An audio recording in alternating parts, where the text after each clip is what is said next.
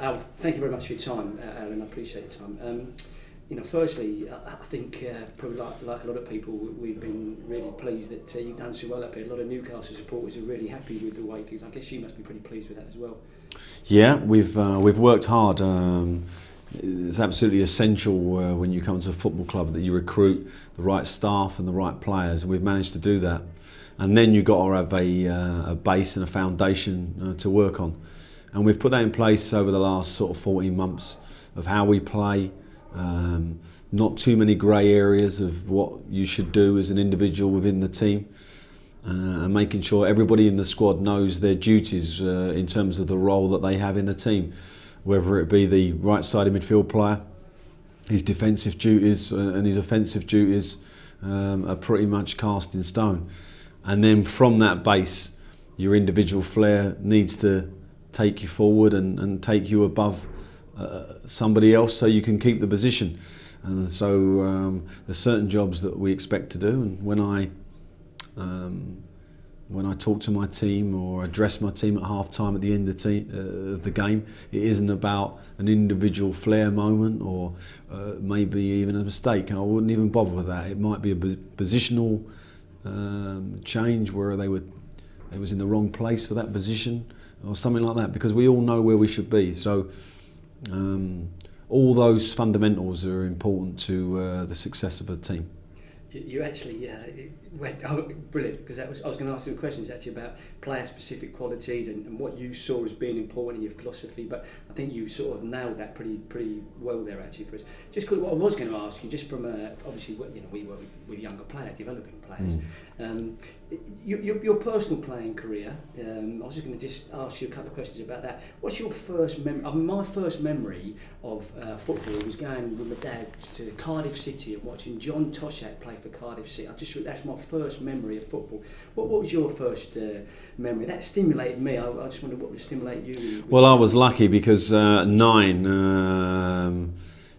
the benefit of the 1970 World Cup. So the Brazilian team of Pelé and Revellino, and that's most vivid watching that with my father on TV. And it was just unbelievable compared to the football that was happening that I could see in the English game. So that's what really inspired me, and I still hark back to that team even when I address my players, etc. It's funny you should say that, because I know I'm a little bit younger than you, but my first memory world stage is of that 74 Dutch side, and I was really lucky. I met Ruud Krol a couple of months ago, and he's somebody who, in my mind, almost changed the face of football in some senses, the way that football was thought. I guess the TV helped, obviously, and what have you. I mean, one of the questions I was going to ask you really is about going back to your playing, schoolboy days. Where did you play? School level, club level? How did the game? Obviously, I know where you ended up, because we ended up playing at Whiteley together. But where did you start, and how did that progress for you? Well, I think for me, I had a very small frame as a young player. I felt I was a July birthday, so I was right at the end of my year, which made me physically weak for my year, although I was a tall lad, tall and skinny. So I had big problems with the physical side of the game to start with, although I was quite aggressive. So when my body come to me much later in my development, way past school years, sort of 17, 18, I started to feel that I could be a player that could perhaps be a professional one day. Unfortunately, I did get that break, but a lot of people don't. And I think it's very important in developing young players that you take into account not just their physical attributes, but their mental attributes, and because some players are going to develop and blossom at different times. And you've seen that even right up until professional career, like someone like Michael Owen, who was probably more of a powerhouse from 17 to 23 than he was after, and so different players have different phases. You could see other players who have changed their game and become better players as they get older. Scotty Parker, who's had to change his game from an offensive central midfield player to now a defensive midfield player, and done it very, very well, and actually a better player. And new Brian Giggs, and people who have injuries like Alan Shearer, and he had to change his game to great effect. So it's very important for coaches to understand that never give up on a player. They can come later, they can come in a different way, or a positional change can spark them to life. So I think it's very important, and you hear this on many coaching courses, that have an open mind, and that's very important. Yeah, it's funny you say, because I think I was very similar to you. You know, at 16, was at Palace till I was 16, 5'5", but not 16. But by the time I was 17, I was just over 6 foot. But like you, same, very, very light frame, you know. And it's very difficult to compete physically with people. And I think, you know, one of the birthdays you mentioned there about being late in the year, it's very, very hard for some players. But I think the important thing for me, and we're in player development, is that we focus on the aspects of the game that can be developed, and then be patient for the players to almost feel their body out, which I think I did probably at 20, probably 21 years. Yeah, no, and I was probably the same. Yeah. I think what was most important for my development was a wall, which I was lucky to have outside my window of my mum's house, so she could watch me kicking the ball against the wall. And it sounds pretty primitive, but that technique of it coming back off the wall, controlling it and shooting, or whatever I was doing, passing into the wall, was everything for me when I got older. And we're lucky now that there are people like yourself and coaches who develop technical skills, because in my day, unfortunately, you didn't get any coaching on that front. And funny enough, you've covered something I was going to mention it, but we talk about this cognitive apprenticeship now. That's what it's called, basically. This 10,000 practice hours. Oh yeah. And it's a very posh term, I know, but I actually feel that's probably what is not lacking, but the opportunities for the players to spend that much time out. And you mentioned about kicking the ball against the wall. It's that repetition element, which sounds boring in its own right, but I personally feel that's something that we could harness and offer to coaches to develop players sooner, so that you guys have a better opportunity at that level. And I think this repetition you mentioned there, very, very important. Practice is important. I think that's the. Well, there's one thing I say to my academy staff here, that they must always put first, and that is ball at the feet of the player, rather than anything else. Because actually, getting to caress and love the ball is the greatest requirement that we need at this level. Because if you cannot handle the ball, forget how powerful and how you run, and you can run 14 miles. I'm afraid you're gonna fall down. So instead of coaches coaching for themselves, which I see coaches do, putting on a really clever session where they embarrass players because of the concept, they can't remember where to run, etc. Just give them the ball, let them play with it. Get used to it. Repetition, as you say, it can be and you just need to gear that up into a manner that makes it exciting for players, because repetition can be boring. So it's important that you have good ideas, but get that ball at the feet. Well, you just covered actually something that I think is very important, and the concept for program is basically about giving players as many touches on the ball as we can, but they have to be motivated and stimulated to want to practice. My program, or our program, I believe will give the opportunity for players to have up to 10 million more touches over a 10-year period than if they just train with their team. And that's, for me, the most important thing. And as a Premiership manager, you saying that, I think that carries huge amount of weight, really. It's really important that players understand that. Coaches need to understand, though, that their players have to be motivated. So there has to be progression in practices. There has to be a drive that stimulates players. And I think that's really important that they understand that. It's not about them, it's about the players. Well, one last point, which I think is important as well, from where I sit, is that when I look at the youth team players, the thing I'm looking for is technique. Because they're all at different levels physically, they're all different sizes, and I always hope that the one with the technique grows or is big enough. He might even be big enough already, but that is what I'm looking for. So actually that's the thing that coaches should focus on, because if they was all technically gifted, that would make my job a lot easier in deciding who gets a contract and who doesn't. But I will tend, when I finally come down to the day when I have to say to a player yay or nay, it will come down to his technical ability 9 times out of 10. and unless he's a fantastic physical specimen, and there ain't many of them, so that's something to focus on. Just make a point actually. This is very interesting actually. I know we haven't scripted this, but my issue is that, and you as a premier, man, I know we spoke about technique before, but if we actually addressed education for coaches, which is massively important. If we looked at this country, but it's true globally, that when you talk about technique, there is no technical syllabus in this country. There's no technical training for coaches, and probably more worryingly is that we educate coaches to coach on the field, shape and phases of play. But who is going to teach who's going to give the players the opportunity to develop a right and left foot? Who's going to give them the opportunity to become comfortable with the ball? The coaches have to be educated, because the days of people playing down the park and kicking the ball against the wall are finished. So we have to make sure that the coaches understand how to develop that. And a technical syllabus or curriculum is sorely lacking. We have no real, not to the depth and detail that I think we would offer coaches and players. And I think that's interesting that you've said that actually, that we talk about technique, but you can do a goalkeeping, a badge, you can do a fitness award. There is no technical coaches, and yet the Football League gives 15 grand to every football club for a technical development officer without any training or curriculum. It's worrying. You just preached there. Sorry.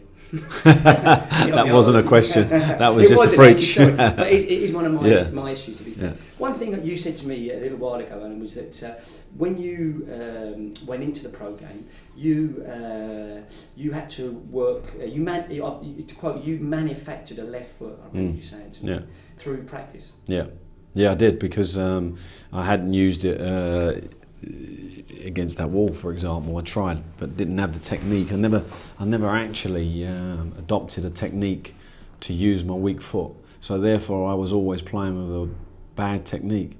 I wasn't using my body to get any power behind the pass or my shot. So when I got to Palace and I understood the movements you needed to make your work, I worked on that.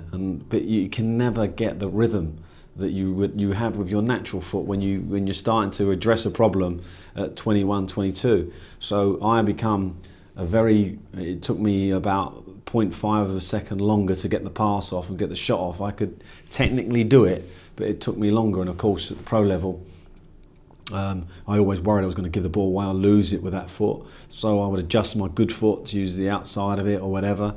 And that is what you don't want to do.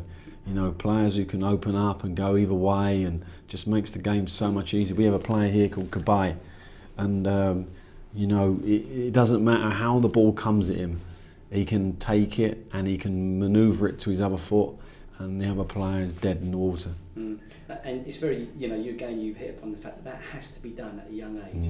Players will always have one foot slightly stronger. There's very, very few players. Sure. I've only worked with a few actually. It's the gap. It's the gap between the weaker and the stronger foot that has to be, but that has to be started at a very young age. One of the issues, Alan, is I hear a lot this. Let the game be the teacher. Let the game be the teacher, and it riles me slightly. And the reason for that is because the game's a great teacher for making decisions. That's what the game teaches to make. You'll make bad decisions, good decisions. But you can't really develop technique in a game environment. You have to learn technique to put it into a game environment. And the issue, the question I'm going to say is do you feel that I know you've answered this, but technique is more important than the game at a young age? Yeah, but it's also more important for coaches to understand that the easy thing for a coach to put a game on, it's the easy thing to do. The kids love it, and of course for the coach, you can get many points across. What happens to the game. You have to give people a chance to play. Ultimately, they want to play. They do, but you've got to give them the tools to be able to play. So everything leading up to that must be technical. Must be. And then the game, that can be your fitness. That can be your physical side of your game. When you contact with players, etc., etc. But the techniques that you've learned prior to that game in your training session is the most important thing. And even at my level, we work on technique and then we play a game. We work on technique, we play a game. It's very rarely we put on a session here without balls, where it's just a running session. Very rarely, unless there's probably a psychological reason for that. That we feel that a running session might get the players to think that they're super fit. No more. So we don't think there's any benefit of running without the ball, because we're losing technique time.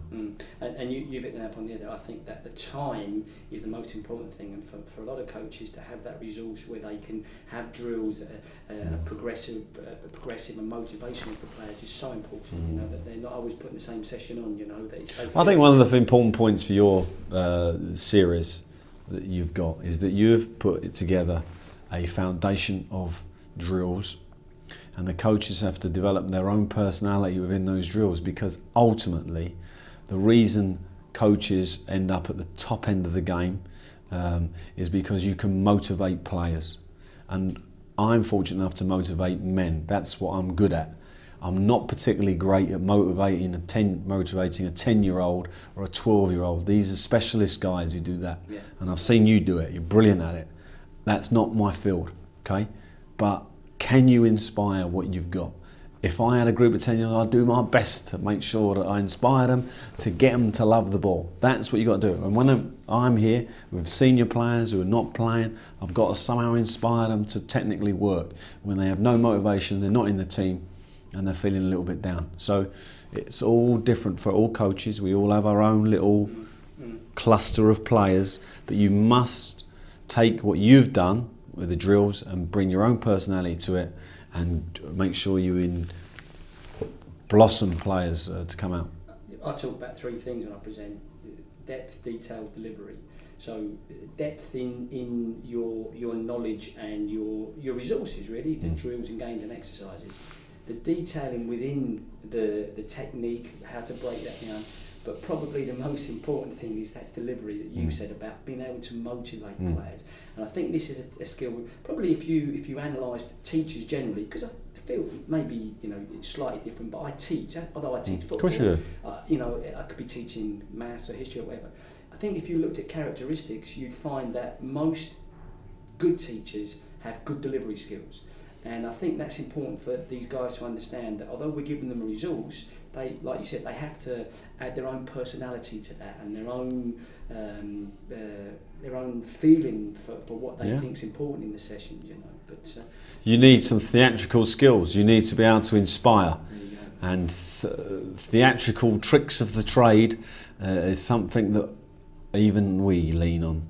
I can be actually very, very angry without being angry, and I can be very happy, absolutely raging inside. So you have to have those abilities, and I know exactly what so exactly. It's that's what if you want to develop as a coach, you've got to become out your own personality. You've got to understand what your morals are, what you're going to put on the training ground, and see it through.